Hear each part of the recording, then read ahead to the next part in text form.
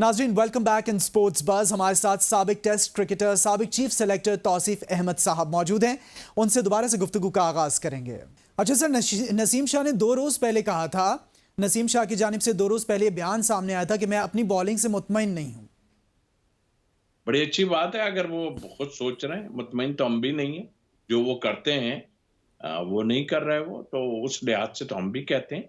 लेकिन इसमें अगर आप अपने ऊपर प्रेशर ले लेंगे क्योंकि आप की बॉलर हैं, आपने खेलना है, तो वो तो फिर सही नहीं होगा। तो जाहिर है एक चीज वो सोच रहा है कि मैं ठीक नहीं कर रहा, तो आई होप कि वो इस पे वर्क करेगा कि हम मुझे क्या करना चाहिए। तौसीफ साहब, नसीम शाह तो मान गए ना अपनी परफॉर्मेंस के बारे में भी, अपनी जो बॉलिंग की कारकर्दगी है, लेकिन बाकी बॉलर्स भी तो कुछ नहीं कर रहे। उस पर क्या आप कहते हैं, आपकी राय क्या है?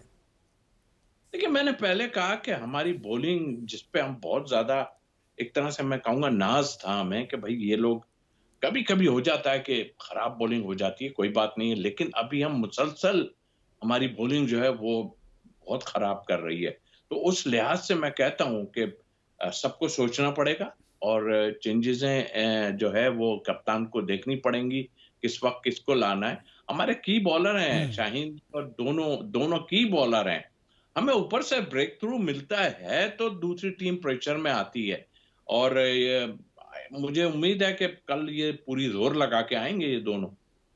सर, चैंपियंस ट्रॉफी बिल्कुल सर पर आन पहुंची है। बॉलर्स की कारकर्दगी की हम बात कर रहे हैं, तो क्या बॉलर्स की ऐसी कारकर्दगी चैंपियंस ट्रॉफी में पाकिस्तान की टीम के लिए खतरा नहीं है?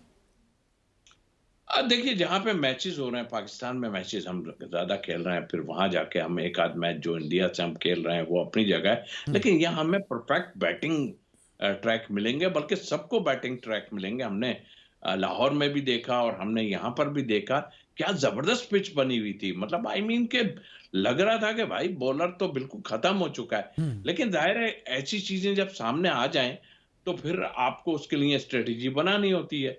तो वो अब कल के बाद मुझे लग रहा है कि ये कुछ स्ट्रेटेजी बनाएंगे कि हमें क्या करना है। और जहां तक चैंपियंस ट्रॉफी का ताल्लुक है, देखिए अब हमें जो लैग कर रही है वो अपनी जगह जीते हैं आप, ठीक है। मैं पहले भी कह चुका हूं कि एक ओपनर हमें मिस कर रहे हैं और एक स्पिनर हम मिस कर रहे हैं, लेकिन वो कहते हैं जी हम इससे ही खेलना है, तो गुड लक, कोई ऐसी बात नहीं है। लेकिन बीइंग एक प्लेयर मैं कह सकता हूं कि हमें ये दो दो ऑप्शन पे गौर करना चाहिए था, लेकिन जाहिर है अब तो टाइम निकल गया।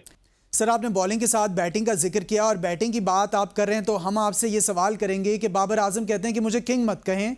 क्या सर बाबर आजम को किंग कहना उन पर ज्यादा प्रेशर डालता है? मुझे लग रहा है जिस तरह उन्होंने कहा, जाहिर है आपके कप्तान ने बड़ा ज्यादा किया। मजाक की हद तक तो ठीक है, हंसी मजाक अपने, देखिए ऑनेस्टली वो ग्रेट प्लेयर जरूर है, बिल्कुल है। और उसने माजी में इतने रन बनाए कि अब हमें उसको मतलब अजीब सा लग रहा है कि वो रन नहीं बना रहा। ये एक टाइम आता है किसी भी प्लेयर पे, बड़े बड़े प्लेयरों पे आता है, तो ज्यादा आप किंग करके आपके प्लेयरों ने मजाक की हद तक ठीक है, मगर आपने उसको वो कर दिया। मुझे लग रहा है कि वो अंडर प्रेशर आ गया है इस बात से, और कल उसके मुंह जबान पे ये बात आ गई कि भाई मुझे मत कहो।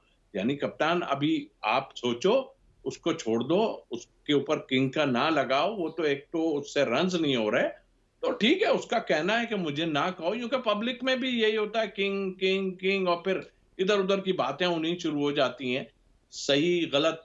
तो मेरा ख्याल है कि उस पे थोड़ा प्रेशर है। खेल जरूर रहा है, 20 रन बना रहा है, 25 रन बनाता है, मगर लंबी इनिंग नहीं खेल पा रहा। अच्छा सर, बात करेंगे कमेटी के बारे में, सिलेक्शन कमेटी के बारे में कुछ कहिएगा, अपना तज्जिया या अपनी एक्सपीरियंस से बताइएगा कि क्या म्यार है हमारी सिलेक्शन कमेटी का। अब चैंपियंस ट्रॉफी भी शुरू हो रही है, आप खुद भी चीफ सेलेक्टर रहे हैं, तो सर कैसे देखते हैं आप हमारी सिलेक्शन कमेटी को, उनके म्यार को?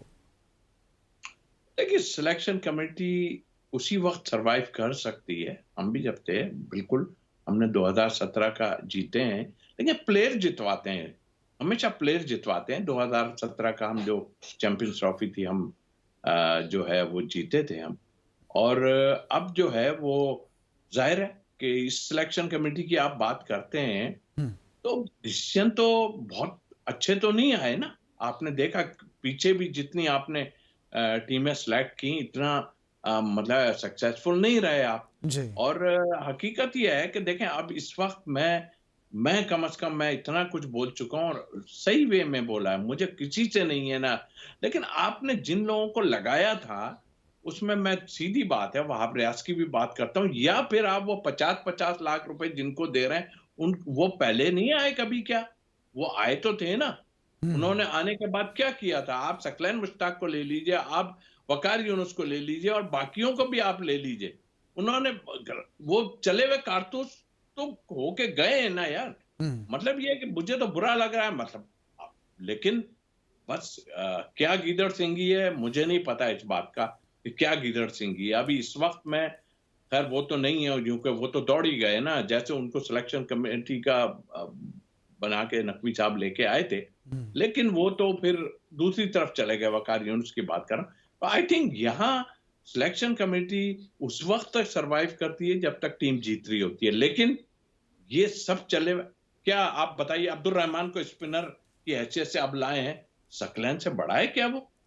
आप बताएं मुझे। तो मतलब आप, मुझे लग रहा है बस सिर्फ आप जॉब कर रहे हैं बैठ के, और कोई आप वही लड़के खेल रहे हैं जो हमारे टाइम में खेले थे, वही हैं सब, कोई ऐसी नई चेंजेस नहीं आई इतने टाइम में, वही सब हैं।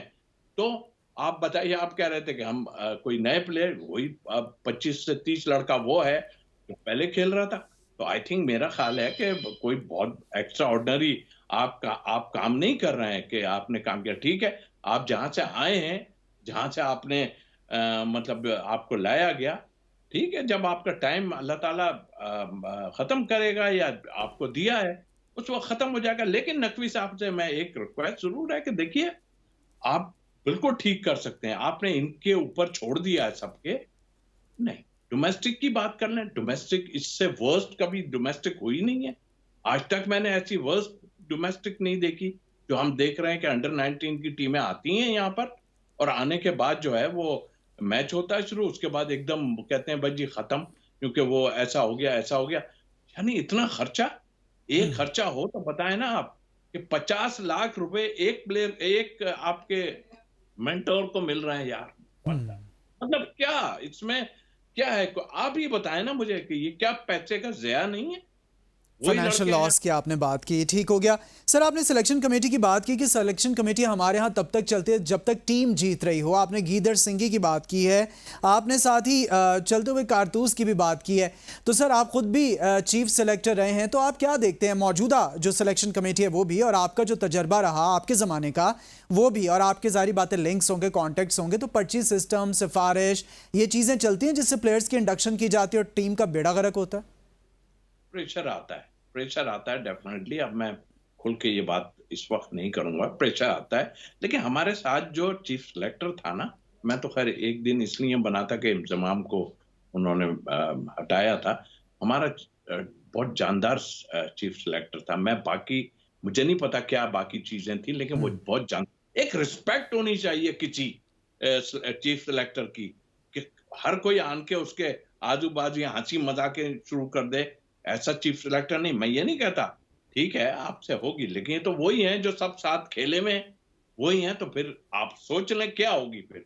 असद शफीक अभी तक खेल रहे थे, फौरन हटा के, दोस्ती यारियां हैं वो हो गई हैं, तो कर लें दोस्ती यारी से। कोई टीम का तो बेड़ा गर्क हो रहा है ना, ठीक है, जब तक आपका टाइम है कर लें। दोस्ती जी, यारियां आपने की हैं, ये पक्की बात है, इसमें कोई दो राय नहीं। कोई दो राय नहीं है, पक्की बात है। साबिक टेस्ट क्रिकेटर, साबिक चीफ सेलेक्टर तो अहमद साहब हमारे साथ अपना तज्जिया पेश कर रहे थे। नाज़रीन, हम उम्मीद करते हैं कि ट्राई सीरीज़ का फाइनल कल जो हो रहा है न्यूजीलैंड के साथ, पाकिस्तान वो जीते और पाकिस्तान के साथ, पाकिस्तान की टीम के साथ पाकिस्तानी बहुत बहुत खुशियां मनाएं। और स्पोर्ट बज़ से फिलवक्त के लिए इतना ही, और कल से फिर हाजिर होंगे नई एपिसोड के साथ। देखते रहिए स्पोर्ट्स बज़, देखते रहिए ABN। अल्लाह हाफ़िज़।